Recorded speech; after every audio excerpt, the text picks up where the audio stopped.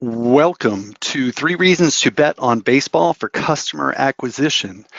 This is part of our live webinar series at Chalkline Sports. It happens the third Thursday of every month, even on days when the NCAA tournament kicks off. The Operator's Edge, the past 2 episodes have been 7 reasons to launch free-to-play sports for your media company or sportsbook or casino.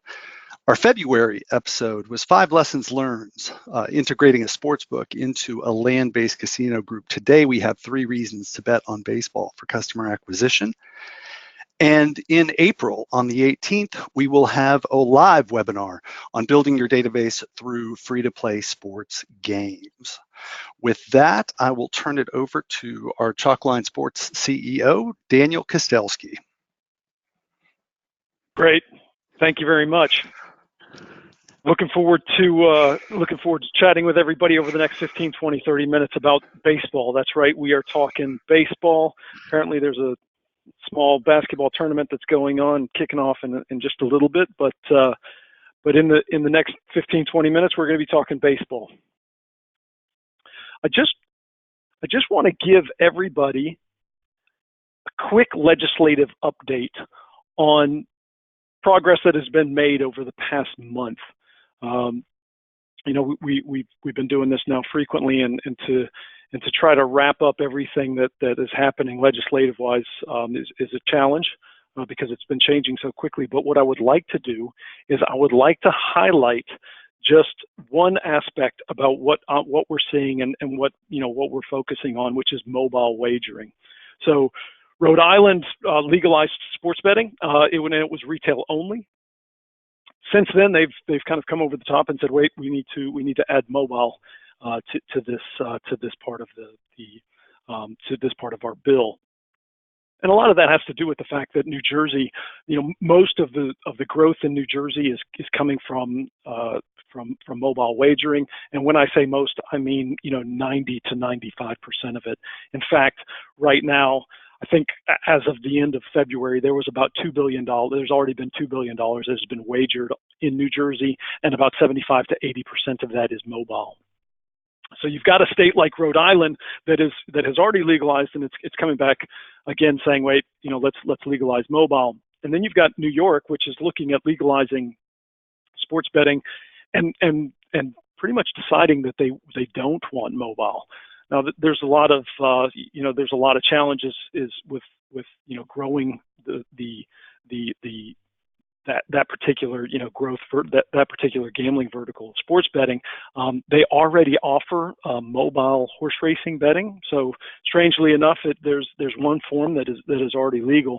But if you look at kind of maybe the other end of that, you can see Tennessee, and Tennessee just recently came out with some legislation, and it was 10 licenses. Granted that there's no bricks and mortar in Tennessee, so there's no tracks, there's no casinos. There is a state lottery though, but Tennessee has pretty much said, look, we're only going to be mobile. There is no requirement for bricks and mortar, which is incredibly progressive, and I think that hopefully what we'll see in the future is more states looking at a more of a Tennessee model, hopefully than a New York model. Just want to talk a little bit about the tail of the tape and big contracts. It's impossible to talk about baseball without talking about the 2 guys on the right who just signed some pretty astronomical deals, and it does kind of come back to the business of betting. Trout signed for 12 years, $430 million, just right after the previous record had been broken by oh my gosh, I've forgotten the guy's name. Anyway, and those deals are 12 and 13 year deals, and what how I look at that is just that baseball is pretty confident in their business model and their ability to generate revenues. Now, granted, there's a bunch of reasons why maybe Andrew Luck has only signed for $139 million, and Ovechkin's only signed for $124 million, and those are shorter term deals. But the fact is that baseball knows that they've got a great business model, and they'll continue to make money over the next and over the long term, quote unquote, playing long ball. So just a little bit about the history of baseball and betting. It has been a checkered one, to say the least. We're going to start out with 100 years ago, the Black Sox. Arnold Rothstein allegedly, well, not allegedly anymore. I think everybody knows it. He paid off 8 players to throw the 1919 World Series, and that was one of the first and certainly one of the biggest betting scandals that we've seen. Pete Rose was banned in 1989 for wagering on baseball as a manager. Don't know if it was happening as a player, but certainly that was a colorful aspect, and certainly one that comes up a lot in this past discussion that we had the past 3 years around the legalization of sports betting. The next one is really there's baseball attracts all kinds of bettors, and Michael Jordan was known for being one, and spent a little bit of time in Birmingham playing for the AA White Sox team in between winning basketball championships. Maybe a little more recent is Bud Selig, and he said in 2012 that gambling is evil and the deadliest of all things that can happen. Now, I bring this up because, mind you, baseball betting had been happening. I mean, certainly in 2012, all the offshore books, they were up and running and collecting, buckets of illegal betting money from U.S. patrons. And in Nevada, sports betting was already legal and licensed. So this had already been done in 2012 when you had Bud say this. If we fast forward just a little bit more time, we look at Rob Manfred, and this is only 5 years after Bud had said that, and he's saying, okay, well, we're going to re-examine our stance on gambling. And if you remember, this was when New Jersey, it felt like they were gaining some momentum with their legal case against the leagues and against the NCAA. But again, I remind you that in 2017, that was when Nevada still had sports betting on baseball, and the offshore books were probably making way more money. And then we fast forward to now, where Major League Baseball comes out and says that they want to ban betting on spring training. And on top of that, there was a recent discussion about player data and lineups, where the Major League Baseball, quote unquote, wanted to reduce integrity risks, and so the player lineups had to go to officials 15 minutes before they went to the public. So now now we're to a point, and in a very short space of time, where baseball and betting are spoken about, and that is there's a very real relationship between those two, whether baseball wanted that to happen or not. So let's talk a little bit about the 3 reasons to bet on baseball for customer acquisition. First one is it's a growing betting sport, and there's certainly a lot of data to support that. If I look at what's happening in Nevada, now this is just a snapshot of 2018's handle on all gambling, sports betting in Nevada, and you can see that one out of every 5 wagers is on baseball.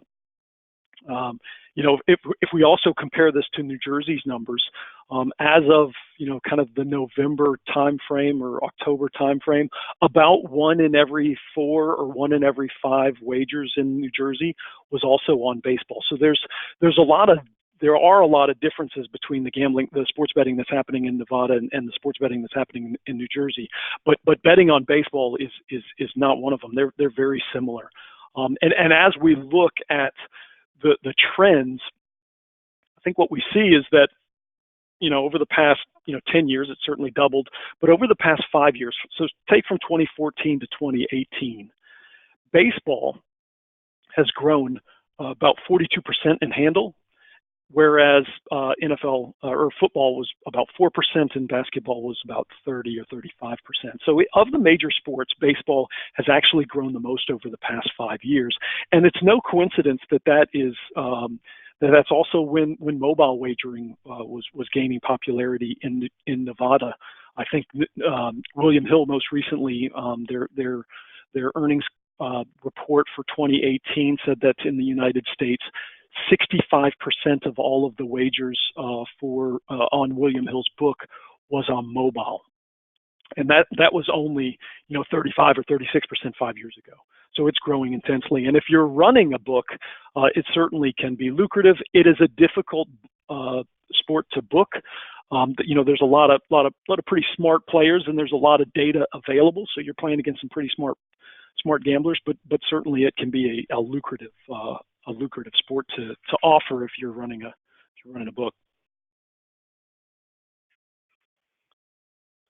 Yeah. So just in summary, about $1 billion was bet in Las Vegas, and that doubled since about 2010.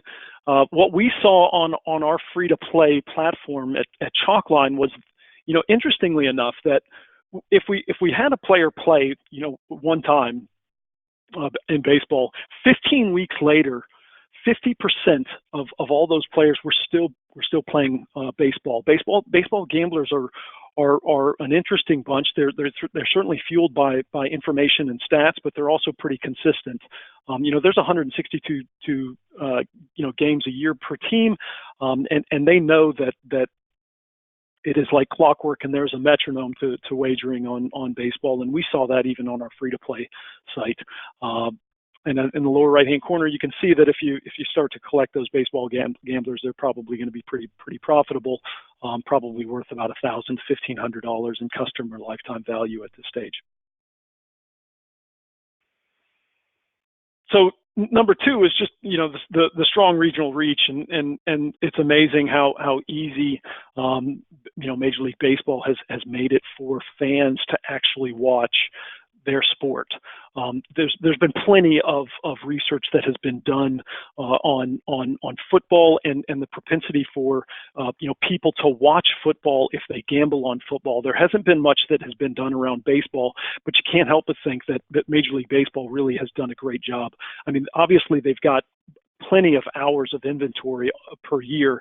When I talk about baseball, though, to people around the business of betting on baseball, a lot of people say, "Oh, well, baseball's dead," but it might be maybe from a national perspective, but from a regional perspective, it is alive and well, and certainly when you're looking at casinos, retail, bricks and mortar, in the summers, that's all that's on. And so, finding opportunities to capture, data while all of these people are sitting around watching, the endless hours of baseball is an opportunity for the casinos and for your sports books.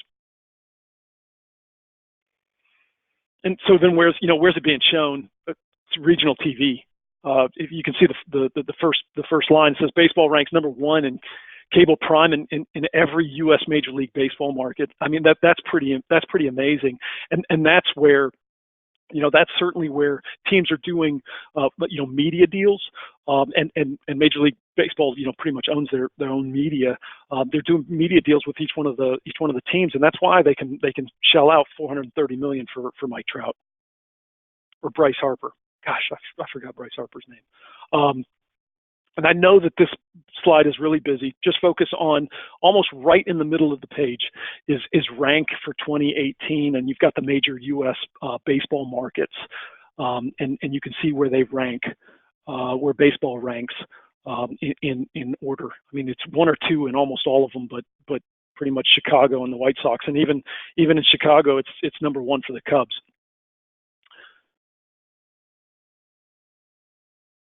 And you've also got some interesting players coming in and sniffing around on these fans and trying to attach themselves to these regional networks because they know that these regional networks have a reach. Amazon in particular, I mean, you can't help but think that wherever Amazon is going or wherever they're thinking about going, that's probably they can be a little bit of soothsayers, and they can predict where things are happening. And for them to overtly say that they wanted to team up with the Yes Network, which is where the Yankees play, is pretty impressive. Even if they decided that they didn't want to have their hub in New York City. And then there's Major League Baseball TV. MLB Advanced Media was formed in 2000, and this is one of Bud Selig's the positive aspects of his tenure. So they formed, this, and it was all the digital rights for Major League Baseball was formed under MLB Advanced Media. Robert Bowman recently said that it's the biggest media company that you've never heard of, and they manage all of these teams where they're, ensure that every single fan knows exactly where they need to go in order to watch their game or to listen to their game. In fact, they did such a good job with Major League Baseball that the NHL actually signed a deal with MLB Advanced Media in order to distribute all their digital rights. And that was about a 6-year, $600 million deal that the NHL did. So obviously Major League Baseball is doing a really good job of making sure that this gets to the fans. And we know that there's a cross correlation between people that bet on sports and people that watch the games. They're even getting into your social media. Facebook signs an exclusive deal with Major League Baseball to show the games. So it's not just about the regional networks, but it's also, accounting for all those cord cutters out there, that don't have TV or don't want TV. How can we still, provide the games and get people to engage with us while they're doing it now through social media. And it's not been great. The purists probably, think about it and they go, well, this is terrible that it's on Facebook, but what it's doing is it's bringing new customers in, people that they might not have ever been able to attract, and it's certainly a success for Facebook and for Major League Baseball. And then how else are they extending their reach? Well, now they're doing sponsorship deals with with MGM. Just recently did a deal with Major League Baseball. MGM has been doing a lot of sponsorship deals, even though they're quote unquote these gaming partnerships, and sometimes they omit the sports betting aspect. But you can't help but think that this deal wouldn't have been done without sports betting being legal, and or they could have done it 2 or 3 years ago. And the Red Sox just recently did a deal as well. So the league is certainly looking at partners in order to remain relevant and to spread the product around. And from a regional perspective, here's San Manuel, and you can read in the first line, San Manuel and the Dodgers have had a partnership for 11 years. I mean, that's quite a long time.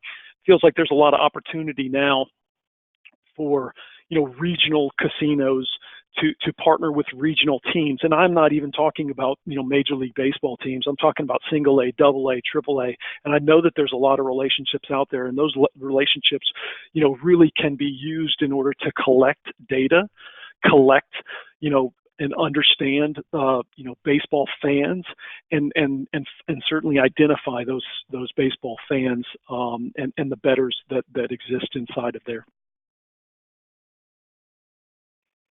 So the third one is just the innovation is happening, and it's coming. It's hard to, there's a great 30 for 30, ESPN 30 for 30 about the beginning of daily fantasy. And sorry, it's not daily fantasy. It's just fantasy baseball, and it was called rotisserie back in the day. And I think it started in the late 70s, early 80s. But this is this was the engagement tool that really took off in baseball. Where people would sit around and pick players and play against each other with made up teams of players that are out there on the field. And now what does it look like? Well, now it's just data. It's just piles and piles and piles of data, and that's really what the most of the sports bettors, the baseball sports bettors are looking for. They're looking for a lot of data to create models and build models in order to try and find an edge against those sports books that you're seeing. But the more access people have to data and to help them make decisions on what team they want to pick, whether they want to go over, under runs, or pick player A is going to get how many hits versus player B. These days access to that data is certainly it's getting much easier, and that's not just that's also from the suppliers. Suppliers are providing much richer data profiles and the ability for people to customize their own data. as well. So here's some innovation that we're seeing from new products. And you can, everything under the sun, you can look at all of these stats and compare it against weather, or injuries or standings or stadiums. And there are right now there's just so much data that baseball bettors would like to sift through in order to find that edge.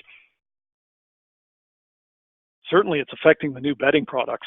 The first 5 innings is a really interesting one where just the way the games are managed now, and the fact that pitchers are coming out after the 5th of the 6th inning, that has in turn created markets where 10 years ago bettors on baseball would have been happy just betting on the outcome of a game, but they would go to the window and say, hey, listen, I'm sick of relief pitchers coming in and screwing up my bets when I know or have a good feeling for who the starting pitcher is and whether or not they're going to win the game.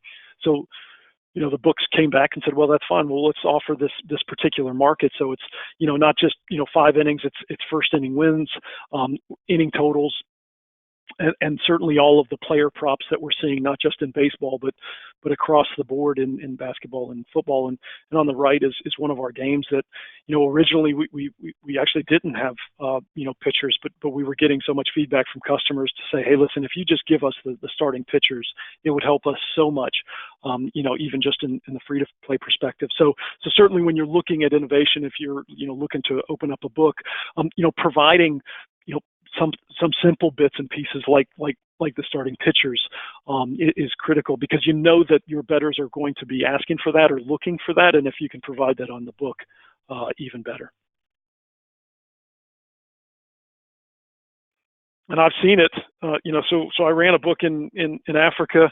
I saw cricket, which is, we say 90%, but to be honest with you, that live and play element was probably about 95 to 96%, and it's similar. There's a lot of similarities to baseball, and the future really does look as though live and play and mobile wagering is going to play a big part in baseball. It already has, and I think one of the reasons why we're seeing so much growth in baseball wagering is due to the technology that exists to allow people to wager on mobile, and to allow people during those breaks just to place a wager on a whole host of markets.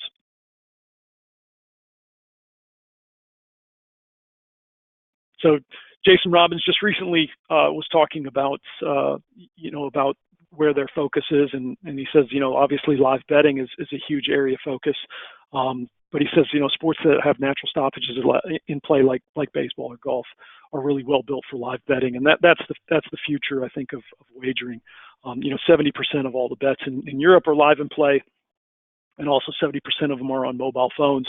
And so that opportunity, although in America we're not there yet, certainly not in Nevada, but in New Jersey, it feels like the products there are getting to a point where that's certainly going to be the case. And as more states open up, like possibly like Tennessee or Rhode Island, we're going to see a lot more betting on baseball and the various ways that you can do it live and play.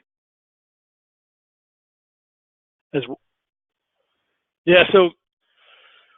I think that the casinos have been hearing this a lot about how sports betting and the types of the demographics of sports bettors are slightly different than their current demographic, and certainly when we look at studies done by Deloitte, and they're just talking about regular betting on sports and the concentration between 25 and 35, and that feels like a much younger age group than what the casino loyalty program or rewards program average age is. That feels like a great opportunity for the casinos to bring in a younger audience, and certainly as we're seeing with the amount of baseball that's being shown from a regional perspective, and the amount of baseball that people can consume online and mobile and through even their social media, there's a lot of opportunities for casinos and potential sports books, even media companies, to start collecting a little bit more data on those younger demographics. So I went through some history and some stats, just talked a little bit about what's happening in Nevada and New Jersey as it's a growing betting sport, how important Major League Baseball's advanced media and their TV reach, and the importance that it has on providing that content for bettors, and then talked a bit about the innovation that we're already starting to see, but certainly the innovation that we will see with mobile and live and play. If anybody has any questions, happy to field any questions that anybody has. So Daniel, we have one question here for you that is about educating casual players about betting on baseball. And so as baseball thinks about expanding its reach and casinos and sportsbook think about expanding their reach, what are some of the ways that can happen? Yeah, that's a good question. We get that a lot, and it's not necessarily baseball specific.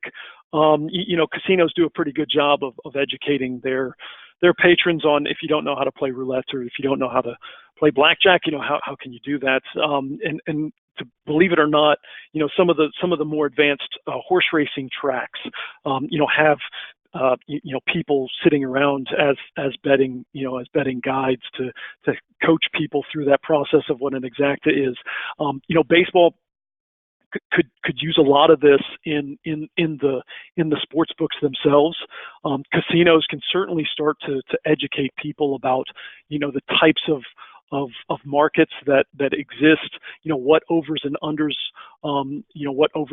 are, even just simple things like what minus 120, is for somebody to win on the money line. But the tried and true, example is just, allowing people to do it for free, without having to wager any money or have any stake. That has been used in many different ways across gambling products, and it's certainly one that I think that every casino or track that's going to be getting a license can start to do right now, and as baseball season kicks off, it's a great opportunity for them to start to educate their consumers and their baseball fans. Great. And we have two questions about regulatory, and I'll take these in order. Number one is, how does live and play reconcile with regulatory frameworks that are currently in place in most states that are legalizing sports betting? Right. There hasn't been any carve out for live and play. To separate it, there are jurisdictions across the world where they only allow wagering before the game, and they don't allow wagering during the game. But in the United States, that delineation has not happened. We have one more. Live and play is legal. So live and play is legal in every jurisdiction where sports betting is legal. For clarity. Great. And then we have one question about the Wire Act and specifically to Tennessee. Any concern that the Wire Act reversal will slow momentum for mobile, as appears to be in the case for West Virginia and Pennsylvania right now? Right. Yeah, that's a great question. There have been some operators maybe that have been incredibly concerned about that. In Tennessee, I don't necessarily think that that's going to be a challenge. I think some of it has to do with, where are your servers, where is your, call center and support. And I think that if you have your infrastructure in the state that you are licensed, I think that is going to be the best way to not have to worry about the Wire Act. But none yet so far in Tennessee, and I foresee that that's going to be, just like there hasn't been much challenge in New Jersey with them, being mobile and accepting mobile wagering. It hasn't been a problem for them for the Wire Act, and it won't be with Tennessee. And then we have one question about operators and live and play in the United States, and how far along is the United States in live and play?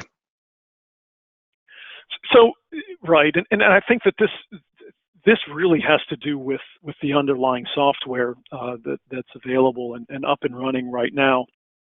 And I think that the software that some operators are using might not cater to offering a wide variety of live and play markets, thus attracting quite a bit of revenue from live and play.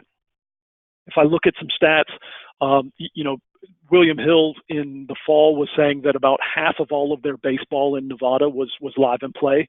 While I say that, I do know that there's some other operators that their mobile their mobile product is not as savvy, or let me rephrase that. It just simply doesn't, won't allow for live and play. Live and play is also hard to from a risk management perspective as a book.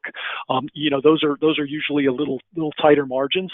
So some books just simply don't want to offer it because it's a little harder to trade. So there's a few reasons why we might not see a massive proliferation like we do in Europe, but I think that that's just a matter of time. 2 or 3 years from now, I think that the software providers will be up to scratch, and the risk management of those books that are offering pretty extensive live and play products will also be up to scratch as well. Great, and I think that wraps up our questions. We do always get questions about where will my customers come from, and Chalkline looks across owned, earned, and paid opportunities, certainly baseball, specifically as it's rolling out in casinos with sponsorship, social, building email databases. Those all certainly apply right here.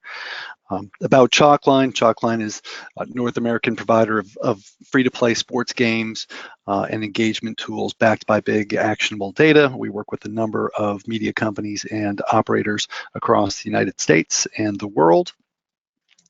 Our next third Thursday live webinar will be Building Your Database Through Free-to-Play Sports Games. That will take place on Thursday, April 18th at 9 o'clock in the morning Pacific time or 12 o'clock Eastern time.